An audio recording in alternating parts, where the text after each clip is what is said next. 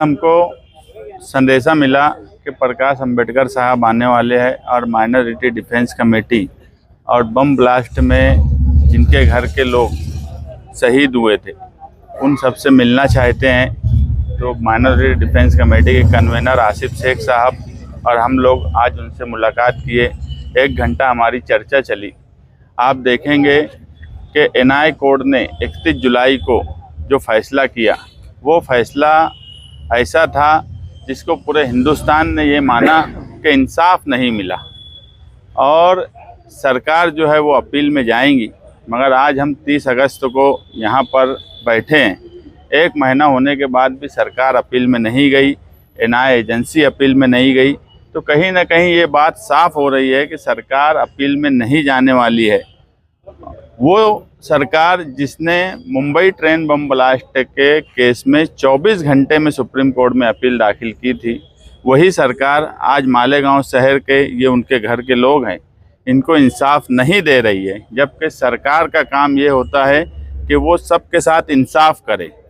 इसलिए हम भी ये चाहते थे कि कोई ऐसा नेतृत्व इस केस में आए जिसकी जो इस केस को हैंडल करे और माइनॉरिटी डिफेंस कमेटी और मालेगांव शहरियान उनके साथ चलें। तो हमको लगा कि प्रकाश अंबेडकर साहब ऐसा नेतृत्व तो लीगली कर सकते हैं। इसलिए हमने उनसे कहा कि आप नेतृत्व करिए, हम मालेगांव शहर आपके साथ में रहेंगे। आपको जो भी मदद हमसे चाहिए वो मदद भी हम आपकी करेंगे। हमसे कुछ उन्होंने बातचीत में कुछ पेपर्स की बात की, वो सब मामलात में हम उनकी मदद कर रहे हैं। और ये एक्यूज्ड के घर के लोग हैं, ये भी चाहते हैं कि इनको इंसाफ मिले। इन्होंने भी अपनी बात रखी, बस लाइन साफ चाहिए। और प्रकाश अंबेडकर का नेतृत्व हम भी इसलिए चाहते हैं इस केस में कि जो पोलराइजेशन होता है हिंदू मुस्लिम, क्योंकि ये 2008 का वाहिद ऐसा केस था जो भगवा आतंकवाद के नाम से मुल्क में जाना गया, पूरी दुनिया में जाना गया। इसलिए इसको बहुत जल्दी 2 हिस्से में बांटने की कोशिश की जाती है, एजेंसियों की तरफ से भी, सरकार की तरफ से भी, कुछ धार्मिक तंजीमों की तरफ से भी। वो बटे ना और लाइन एक ही रहे, इंसाफ की रहे, कॉन्स्टिट्यूशन की रहे। और हमें पूरा विश्वास है कि इस केस में जो फैसला हुआ उसमें ना साध्वी प्रज्ञा सिंह को, ना कर्नल पुरोहित को और किसी को भी इसलिए बेगुनाह नहीं साबित किया गया कि वो बेगुनाह थे। सबको बेनिफिट ऑफ डाउट दिया गया कि एटीएस की चार्जशीट में अलग लाइन थी, एनआई की चार्जशीट में अलग लाइन थी। ये 2 अलग अलग लाइन होने की वजह से उनको उसका फ़ायदा मिला, सबूत जो है। और हमेशा बेनिफिट ऑफ डाउट का फ़ायदा आरोपी को ही होता है और ये सरकार को समझ रहा था। इसलिए हम ये मानते हैं कि 2016 से ही इसकी प्लानिंग हो गई थी कि इस केस में से भगवा आतंकवादियों को किस तरह से बचाया जाए और 2025 में वो फैसला दुनिया के सामने है।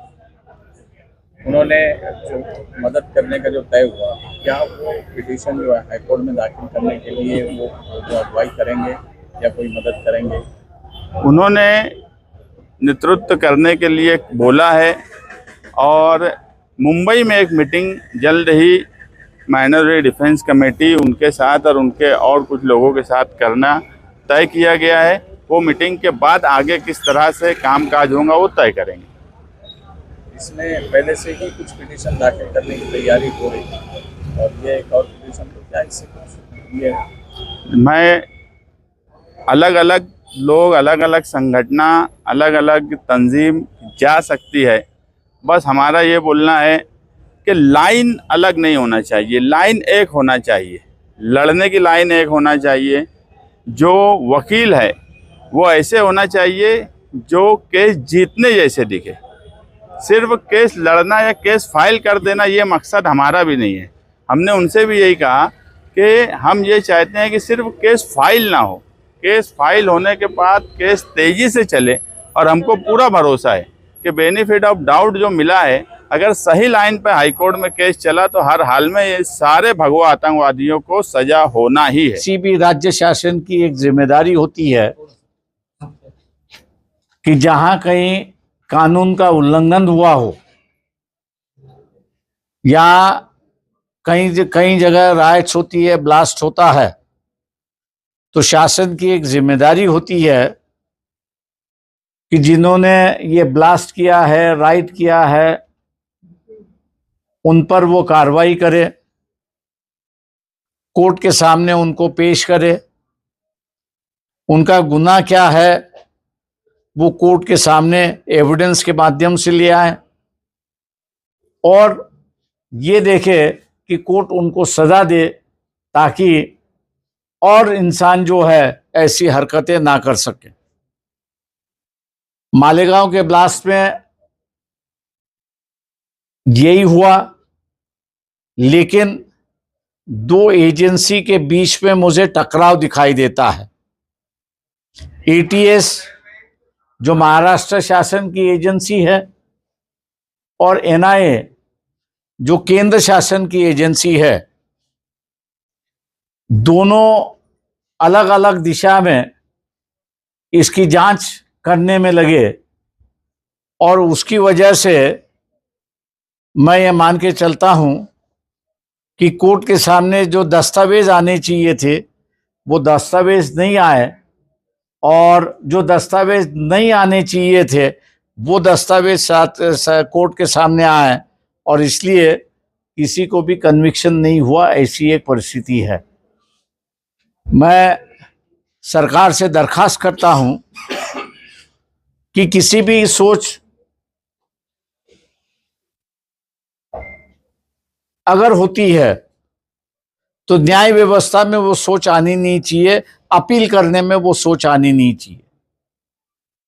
इसलिए महाराष्ट्र शासन खुद ही अपील हाई कोर्ट में दाखिल करे और इस पीड़ित परिवार को जो है वो न्याय दिलाने की बात हो। मालेगांव आने के बाद जो मुझे जानकारी मिली है उसमें यही है कि नॉन मुस्लिम संगठन जो है और मुस्लिम संगठन जो है ये दोनों अपील करने के फिक्रत रखते हैं और उस पर उनकी सोच विचार चल रही है।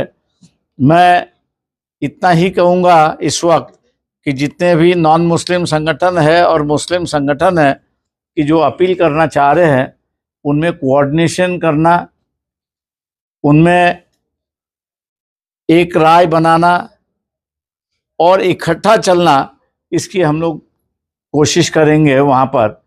और लेकिन ये नौबत ना आए इसलिए महाराष्ट्र शासन ने ही इस पर अपील करना चाहिए। देवेंद्र फडणवीस मुख्यमंत्री जो है उनसे ये अपील कर रहे हैं हम लोग कि मालेगांव बम ब्लास्ट की अपील आपने करनी चाहिए। जिस तरह आपने मुंबई के रेलवे के इसमें 24 घंटे में आपने सुप्रीम कोर्ट में अपील की, उसी तरह से ये अपील होनी चाहिए, ऐसे हम लोग मांग कर रहे हैं।